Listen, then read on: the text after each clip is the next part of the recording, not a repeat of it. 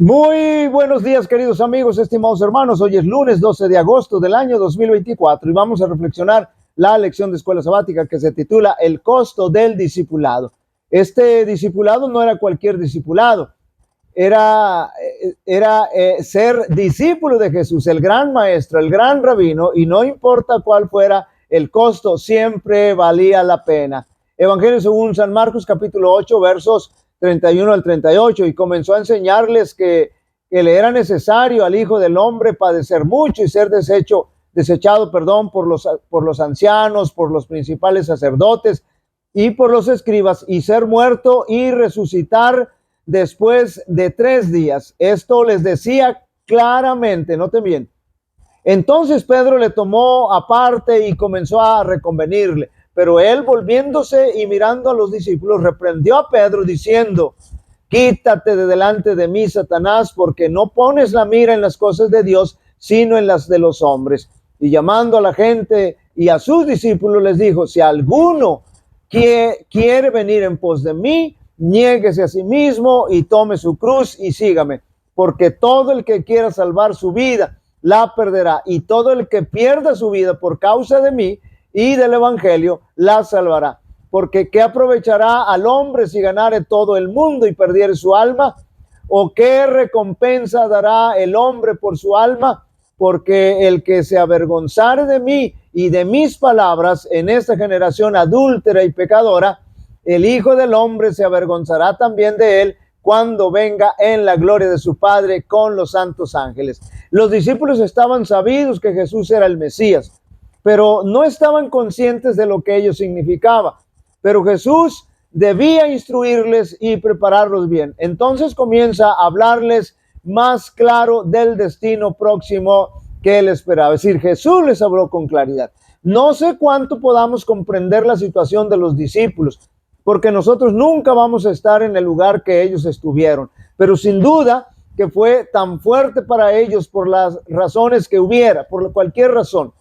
Escuchar que Jesús les dijera que habría de padecer y ser muerto, ser ejecutado, pero finalmente al tercer día habría de resucitar. No puedo entender plenamente su sentir y es que Jesús les habló con toda claridad, pero sí puedo imaginar el triste y amargo momento que vivieron al escuchar eso. Pero aquí tenemos nuevamente a Pedro y, como dijimos, no había comprendido a ciencia cierta lo que había declarado de que Jesús era el Cristo, el Mesías. Y ahora noten cómo de un momento a otro se convierte en instrumento de Satanás a tal grado que Jesús tuvo que reprenderle directa y enérgicamente. Le dijo: apártate de mí, Satanás, porque el enemigo sabía que a dónde quería llevar a Pedro y lo que quería evitar. En realidad, hermanos, fue a Satanás a quien Jesús le dijo: apártate de mí.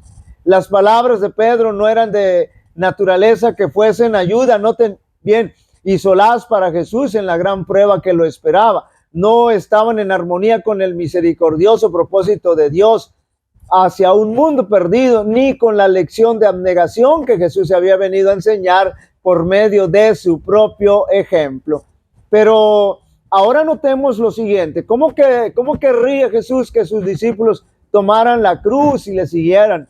La cruz en ese tiempo era un instrumento de tortura, un instrumento que denigraba la dignidad del ser humano, muy conocido. Pero Jesús, como dijimos, fue muy claro y quería que sus discípulos comprendieran sin rastro de duda o falta de conocimiento cuál era el costo del discipulado.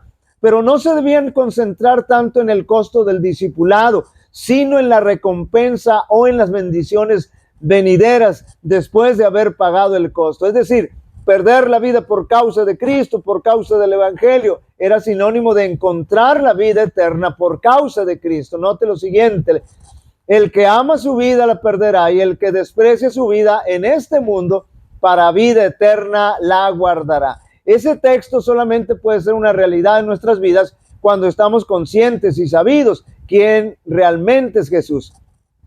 Antes de la crucifixión, el Salvador había predicho a sus discípulos que iba a ser muerto y que resucitaría del sepulcro. Y hubo, note bien, ángeles presentes para grabar esas palabras en las mentes y en los corazones.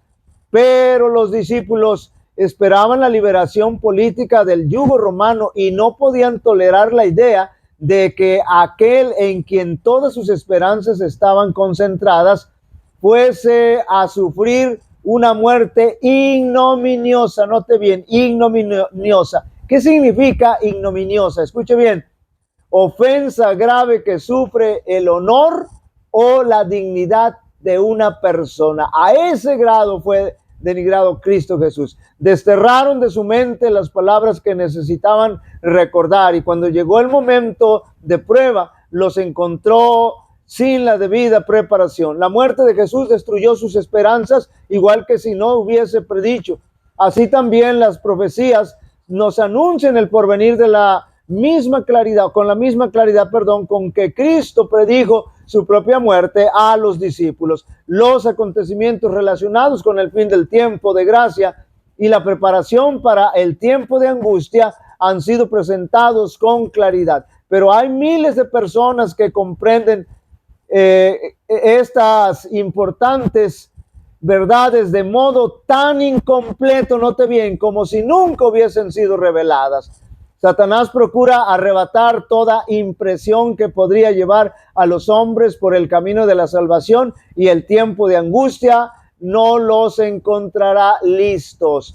Cuando Cristo le reveló a Pedro que el Salvador pronto pasaría por una prueba y sufrimiento, y Pedro le replicó: en ninguna manera esto te acontezca. El Salvador, note bien, ordenó: quítate de mí, Satanás. Satanás estaba hablando mediante Pedro, haciendo que él representara la parte del tentador, pero no se daba cuenta que la presencia de Satanás, de la presencia de Satanás. Pedro no se daba cuenta, pero Cristo podía descubrir la presencia del engañador, y al reprochar a Pedro, se dirigió al verdadero enemigo. La obra de Satanás era desanimar a Jesús mientras se esforzaba por salvar a la raza depravada, y las palabras de Pedro eran precisamente lo que Satanás deseaba oír. Se oponían al plan divino, y cualquier cosa que llevara ese sello distintivo era una ofensa para Dios. Fueron pronunciadas por instigación de Satanás, pues se oponían a la única medida que Dios podía tomar para mantener su ley y regir a sus súbditos, y al mismo tiempo salvar al hombre caído. Satanás esperaba que esas palabras desanimaran, note bien, y descorazonaran a Cristo, pero Cristo se dirigió al autor de ese pensamiento diciéndole: quítate delante de mí, Satanás. Queridos amigos y hermanos, alguien hace muchos años decía: si las cosas que valen la pena fueran fáciles de hacer, cualquiera las haría. Pero llevar la cruz de Cristo ahora no es fácil. Sin embargo, tampoco es imposible de hacerlo. Pero no cualquiera está dispuesto a pagar el precio. Jehová te bendiga y te guarde. Jehová haga resplandecer su rostro sobre ti y tenga de ti misericordia. Jehová alce sobre ti su rostro y te dé paz. Y pondrán mi nombre sobre los israelitas y yo los bendeciré. Dios bendiga a cada uno de vosotros.